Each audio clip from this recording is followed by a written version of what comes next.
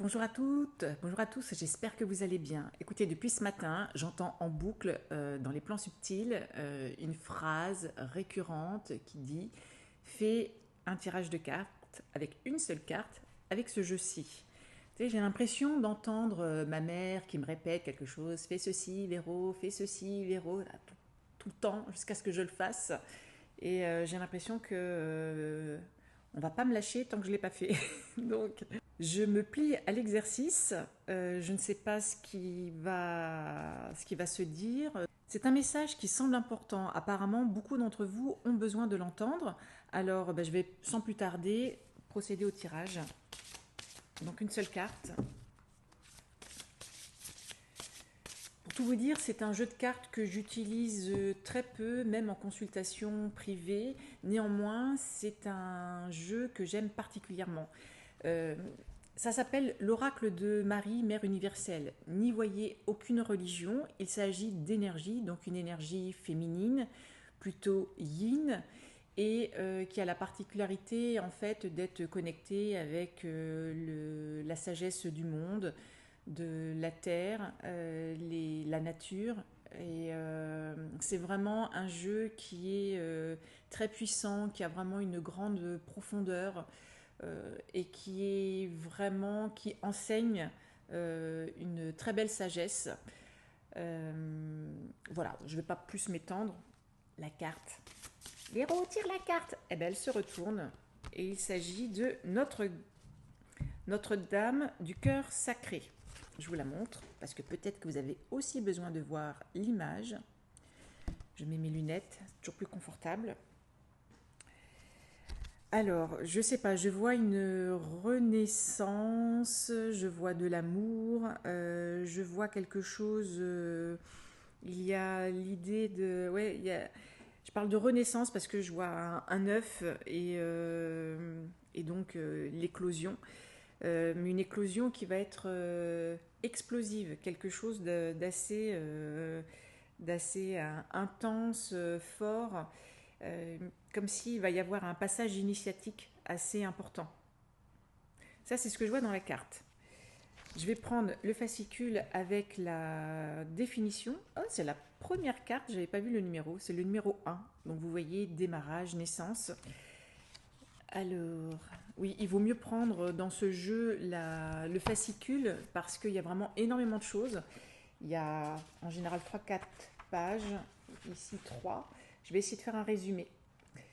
Alors, ce que dit la carte: tu es mon enfant, je suis ta mère, par ma grâce, ta maison est toujours protégée. Ne crains jamais de t'égarer ou d'être abandonné. Ta maison t'est offerte par ma grâce. Tu auras toujours un foyer vers lequel revenir à ma grâce. Abandonne l'attachement et la peur maintenant, mon bien-aimé. Tu en as besoin. Penses-tu que j'oublierai ce qui t'est vraiment nécessaire, que je te refuserai cela? Toi qui, en tout temps, as fait partie de moi et qui est mon enfant sous mes soins et ma protection, abandonne toutes ces craintes maintenant et adresse-moi tes prières, je t'aiderai.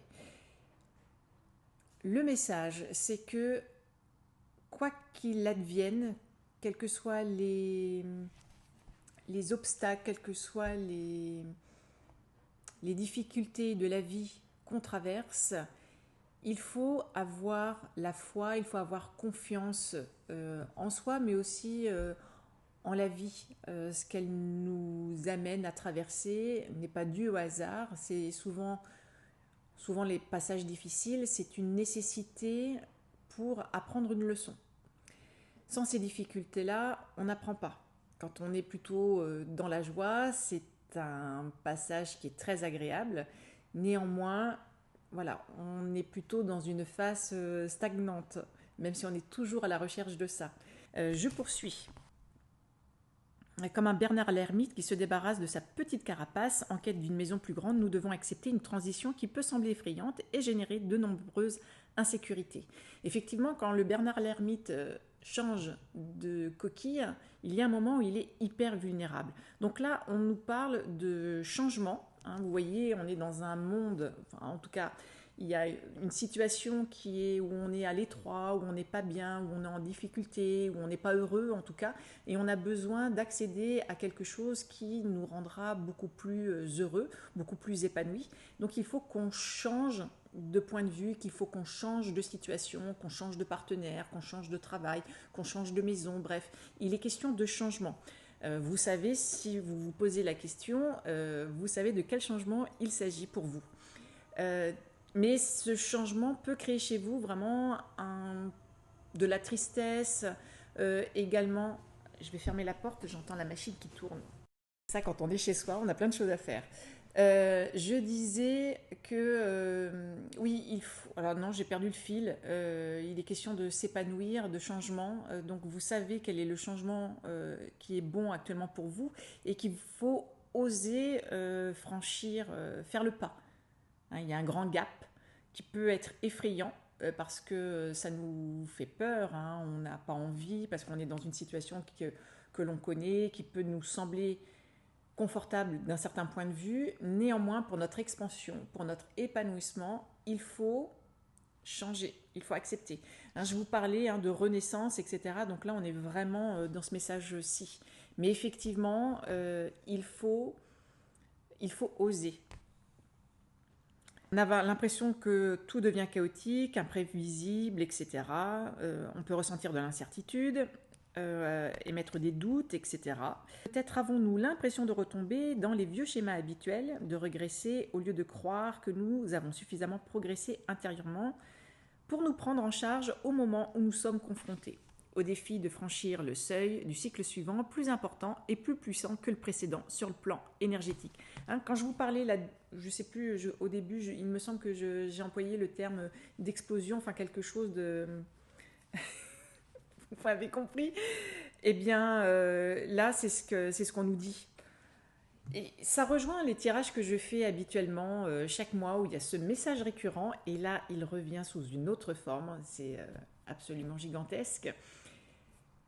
On est en train de changer de paradigme. Ceux qui sont sceptiques, peut-être qu'en écoutant ce message, vous allez peut-être ouvrir votre esprit, ou en tout cas vous poser la question que peut-être il est possible que nous soyons en pleine transition.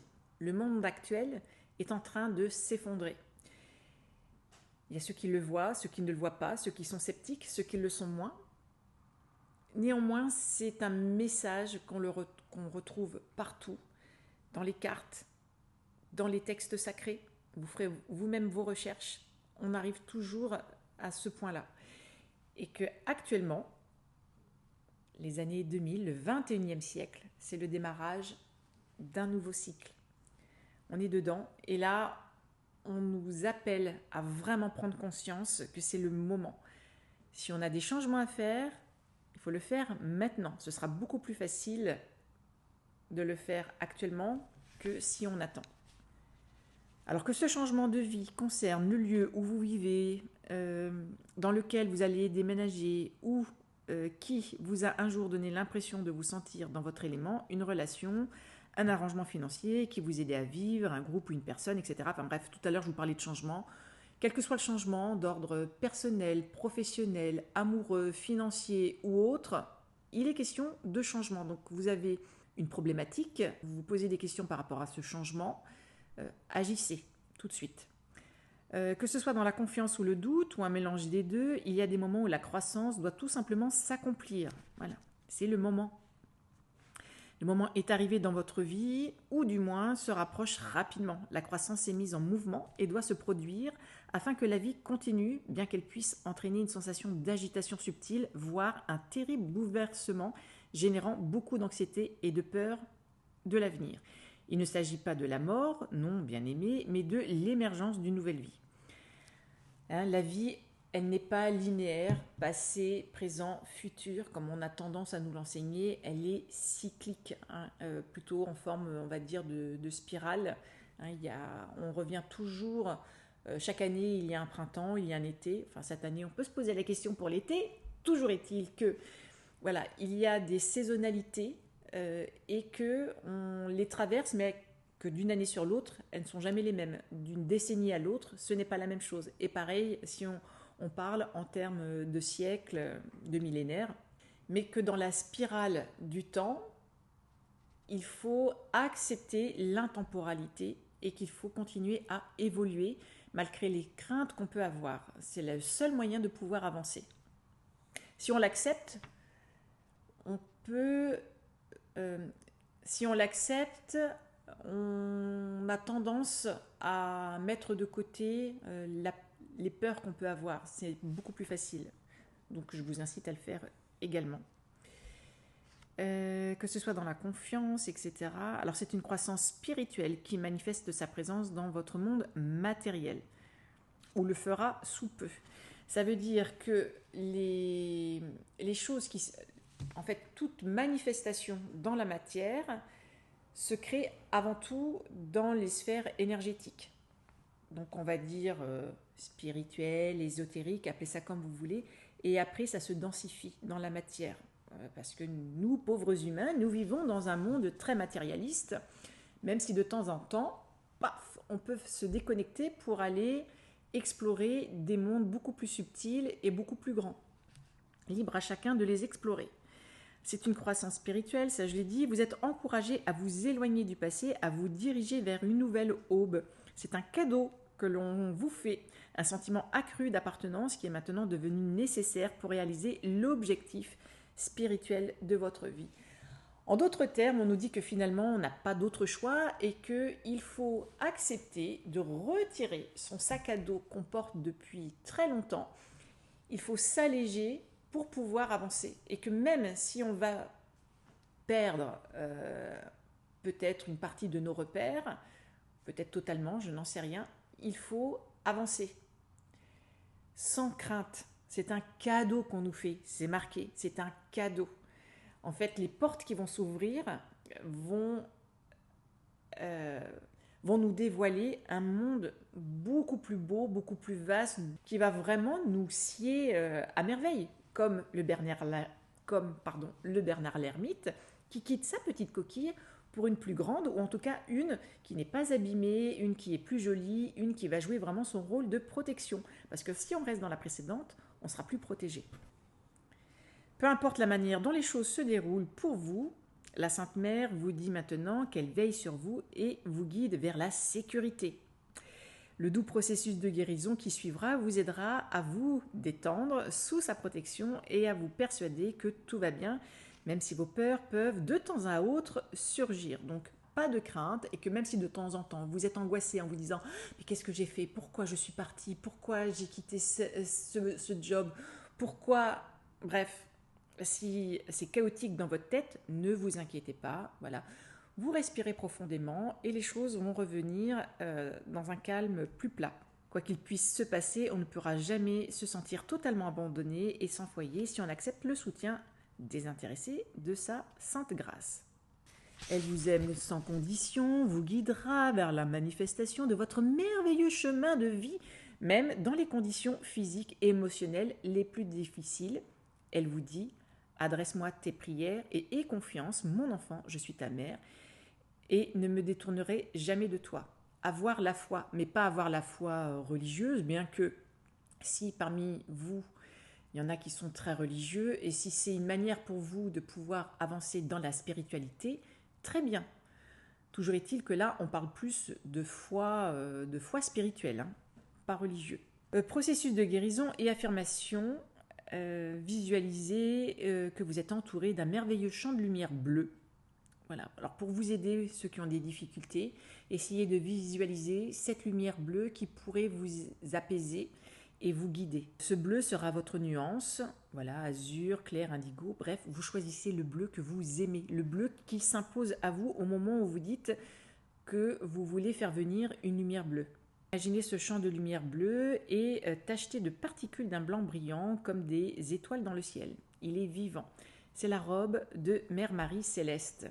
Au milieu de ces robes célestes, laissez-vous aller à une véritable sensation de sécurité et de protection. Laissez-vous vous envelopper, laissez-vous guider, comme votre mère quand elle vous prenait dans ses bras, vous étiez bien, vous étiez en confiance, etc. Eh bien, Lâchez-vous, libérez-vous, remettez-vous à elle librement, entièrement. Tout va bien. Restez simplement dans l'instant et dans ce qui se passe pour vous. Inspirez au minimum 7 fois. Vous êtes prêts? Et ensuite, on nous invite à une prière, mais que je ne vais pas donner parce que ça pourrait être interprété comme une prière religieuse. Si je fais un résumé, c'est demander à être protégé par cette lumière bleue, par cette énergie féminine qu'on appelle Marie. Donc demander à être protégé, à être guidé et qu'elle vous aide en fait à traverser les difficultés que vous pourrez rencontrer. Voilà, par le changement et à me diriger vers la claire lumière de la nouvelle journée. Entendez le nouveau monde, le nouveau paradigme, le nouveau travail que j'ai choisi, la nouvelle situation. Par grâce, il en est ainsi. Il faut accepter. Ainsi soit-il. Donc voilà, je vous remonte cette carte qui est question de renaissance, de changement, de transition. Si vous sentez, c'est ce que j'entends, si vous sentez qu'il y a depuis quelque temps, ou même si c'est récent, qu'il y a un changement que vous devez effectuer dans votre vie, mais que vous n'osez pas, quelle qu'en soit la raison, faites-le maintenant, c'est le moment. Si vous le faites maintenant, vous serez protégé. Si vous attendez, ça peut être plus compliqué et qu'il faut le faire dans la joie. C'est un moment qui est nécessaire. Donc saisissons cette opportunité pour pouvoir nous épanouir, pour être heureux. De toute façon, à partir du moment où on se pose des questions et qu'on n'ose pas, on n'est pas heureux. Donc effectivement, il y a quand même des choses qui peuvent être difficiles. Le plus dur, c'est le premier pas. Après, le reste suit. Si nous sommes des petits Bernard l'ermite, changeons de coquille. Je crois que on va me demander de répéter ça à vitam aeternam. Sur ces bonnes paroles, je vous laisse. Je vous souhaite une très belle journée et puis courage pour vos changements. Je vous embrasse.